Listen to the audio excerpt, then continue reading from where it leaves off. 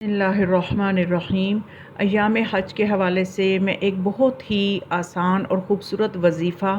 تمام ان لوگوں کو ہدیہ کرنا چاہتی ہوں جو حج پہ جانے کا ارادہ رکھتے ہیں اور جو جا چکے ہیں، سب کے لیے یہ وظیفہ بہت ہی مددگار ثابت ہوگا۔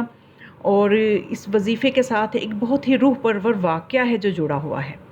اس واقعہ کی روشنی میں جب آپ دیکھیں گے کہ اس وظیفے کو انجام دینے سے کتنی مشکلات آسان ہوتی ہیں، تو یقیناً ہر کوئی چاہے گا کہ ہم اس کو اپنا ورد زباں بنائیں۔ تو یقیناً حج جیسی عظیم عبادت جو ہے، جس کے بارے میں ہمیں امام جعفر صادق علیہ السلام یہ فرماتے ہوئے نظر آتے ہیں کہ من نظر الی الکعبۃ بمعرفۃ فعرف من حقنا وحرمتنا مثل الذی عرف من حقها۔ ماں فرماتے ہیں جو ہمارے حق اور ہماری حرمت کو جانتے ہوئے کعبہ کی طرف عارفانہ نگاہ کرے تو وہ اس شخص کی طرح ہے کہ جس نے کعبہ کی حرمت کو پہچان لیا۔ یعنی جو کوئی بھی اہل البیت علیہم السلام کے حق کو نہیں پہچانتا، وہ کعبہ کے حق کو بھی نہیں پہچان سکتا۔ جس کو اہل البیت علیہم السلام کی حرمت کا لحاظ نہیں ہے، وہ ہرگز بھی کعبہ کی حرمت کا لحاظ نہیں کر سکتا۔ تو معصوم فرماتے ہیں کہ جس نے ہمارے حق کو پہچانا، ہماری حرمت کو جانتے ہوئے کعبہ کی طرف نگاہ کی، تو وہی نگاہ جو ہے وہ عارفانہ نگاہ ہے۔ اور اس نگاہ کے کرنے کا اجر و ثواب کیا ہے؟ مولا فرماتے ہیں کہ غفر اللہ لہ ذنوبہ وکفاہ ہم الدنیا والآخرہ، کہ خدا اس کی اس عارفانہ نگاہ کے بدلے میں اس کے تمام گناہوں کو بخش دیتا ہے اور اسے دنیا اور آخرت کے غم سے نجات مل جاتی ہے۔ تو خداوند کریم سب کی قسمت میں کعبہ کی طرف عارفانہ نگاہ کرنا جو ہے سب کا مقدر کرے۔ تو اس سلسلے میں جو وظیفہ میں ہدیہ کرنا چاہتی ہوں وہ یہ ہے کہ ملاقات با امام زمان علیہ السلام جو کتاب ہے، جس میں سید حسن ابتہی یہ واقعہ لکھتے ہیں کہ ایک مرتبہ حاج الراقی جو کہ بہت ہی بڑے عالم تھے اور قم کے بزرگ علماء میں ان کا شمار ہوتا تھا اور ان کے تقوی میں کسی کو شک نہیں تھا، ان کی زوجہ نے حج کا ارادہ کیا، اور لیکن مسئلہ یہ تھا کہ وہ حج پہ جانے کے لیے ڈر رہی تھی، اس بات سے ڈر رہی تھی کہ چونکہ اس کے ساتھ کوئی محرم نہیں تھا، اور یہ اس بات سے پریشان تھی کہ حاجیوں کے ہجوم میں طواف کعبہ اطمینان سے کر سکے گی یا نہیں کر سکے گی، اس چیز کے لیے وہ پریشان تھی۔ تو اس نے جب اپنے بابا سے، وہ بھی ایک بہت بڑے عارف اور عالم تھے، ان سے ذکر کیا کہ میں اس طرح سے حج کا ارادہ رکھتی ہوں، لیکن ڈر اس بات سے رہی ہوں کہ کہیں نہ محرموں کے مجمع میں میرا شانہ ان کے شانے سے نہ ٹکرائے، یا کچھ میں اطمینان سے وہ طواف حج جو ہے وہ بجا نہ لا سکوں، تو اس کے لیے میں پریشان ہوں۔ تو ان کے بابا نے وظیفہ یہ بتایا کہ اے میری بیٹی، تو صرف یہ 2 اسماء الہی، یہ ہر حاجی کو چاہیے کہ وہ اپنا وظیفہ بنا لے کہ یہ 2 اسماء الہی یا حفیظ ہو یا علیم ہو، ان کو اپنا ورد زباں بنا لو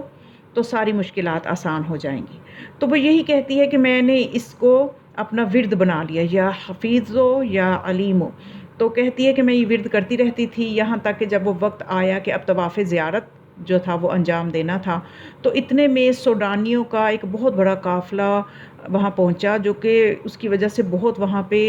اتنا رش ہو گیا کہ میں پریشان ہو گئی کہ کہیں میں اطمینان سے اس طواف کو بجا نہ لا سکی تو مجھے اس طرح سے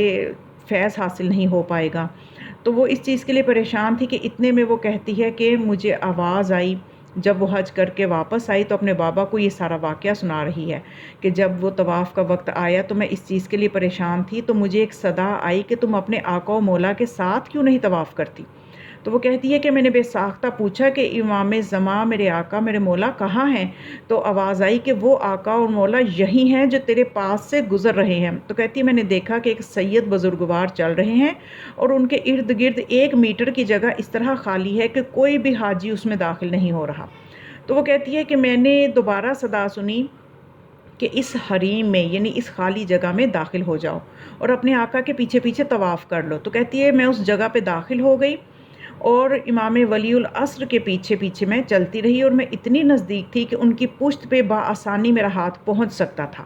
تو میں نے آہستہ سے اپنا ہاتھ ان کی عبا کے ساتھ مس کر کے اپنے چہرے پہ ملتی جاتی تھی اور کہتی جاتی تھی، میرے آقا و مولا، میں آپ پہ قربان ہو جاؤں، میرے امام زمان علیہ السلام، میں آپ پہ فدا ہو جاؤں۔ میں اپنی اس خوش نصیبی پر اتنی خوش تھی کہ میں اپنے آقا و مولا کو سلام کرنا بھی بھول گئی۔ مختصر یہ کہ وہ کہنے لگی کہ نہایت آرام اور سکون کے ساتھ طواف کے 7 چکر میں نے پورے کیے، اور اتنے رش کے باوجود کوئی بھی شخص مجھ سے نہ ٹکرایا، اور بغیر کسی زحمت کے میں نے طواف کو مکمل کر لیا۔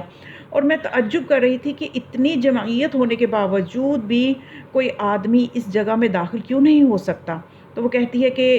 یقیناً یہ امام علیہ السلام کا تصرف ہے، اور کہنے لگی، سوچنے لگی کہ شاید امام علیہ السلام کو وسیلہ میں نے ہی بنایا تھا، میرے علاوہ کسی اور نے اگر بنایا ہوتا تو وہ بھی یقیناً اس کو بھی امام اس کی بھی مدد فرماتے۔ تو کہتی ہے کہ اس طرح سے میں نے چونکہ امام سے التجا کی تھی، ان کو وسیلہ بنایا تھا، اور وہی تسبیح جو تھی میری زبان پہ تھی، یا حفیظ یا علیمو، جو میرے بابا نے مجھے دی تھی،